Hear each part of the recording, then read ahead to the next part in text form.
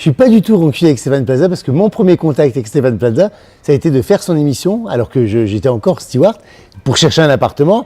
Et finalement, il a trouvé l'appartement, mais je n'ai pas eu le financement. Mais quand même, il a été obligé de le dire. Donc, la France entière à la télé a su à ce moment-là que j'étais surendetté. Donc, c'était un peu l'humiliation. Mais on est resté amis. J'ai pas eu l'appartement, mais j'ai gagné un bon copain. Ça, c'est pas mal. Mais quand même, il me doit un appartement. Mon rôle dans cette folle journée, c'était, je pense, avant tout de l'amitié.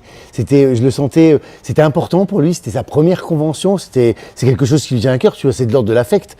Et c'était de l'accompagner. Et puis comme le ping-pong se passe assez bien entre lui et moi, je trouvais que la collaboration elle était de mise. Et lui, il l'a pensé aussi. Et en fait, j'étais content parce que déjà, j'ouvrais le bal, ce qui n'est pas évident. Hein, quand tu arrives sur une salle froide avec des gens qui attendent Plaza et voient Jean-Phi arriver, c'est quand même pas pareil.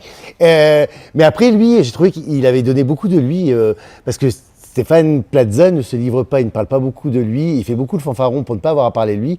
Et là, aujourd'hui, je trouve qu'il leur a donné de lui-même. Il était émouvant, il était touchant et c'est de l'ordre de l'intime. Et donc, je pense que les gens, aujourd'hui, ont été privilégiés et ont eu quelque chose que personne n'a parce que c'est rare. Ces moments-là, c'est rare, c'est Stéphane Plaza.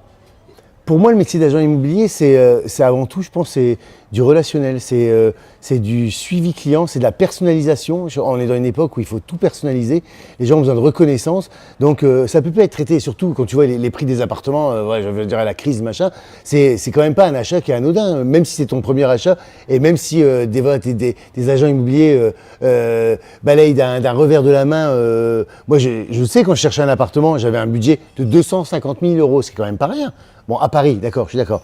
Mais 250 000 €, c'est une somme. Et quand tu dis 250 000 € qu'on fait et qu'on te rigole au nez, tu dis bah.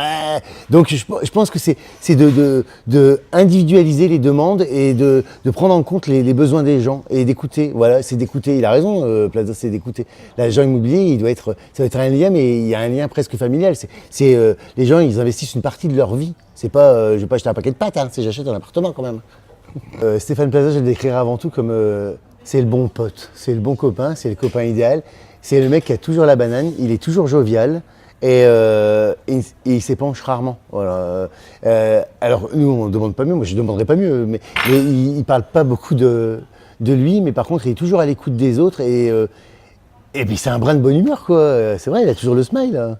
Je trouve que Stéphane Plaza, par rapport à votre travail, hein, puisque c'est de ça dont on parle, c'est quand même très novateur, c'est un patron, un boss, mais c'est un nouveau concept surtout. C'est un peu casser les codes de l'immobilier, il a raison, et c'est une nouvelle façon de faire. Et en fait, c'est plus en phase avec la société d'aujourd'hui. Il faut se remettre en question et lui, il a bien fait. Voilà, donc je pense qu'il est motivant et que vous êtes motivé. Voilà, c'est tout ce que je vous souhaite.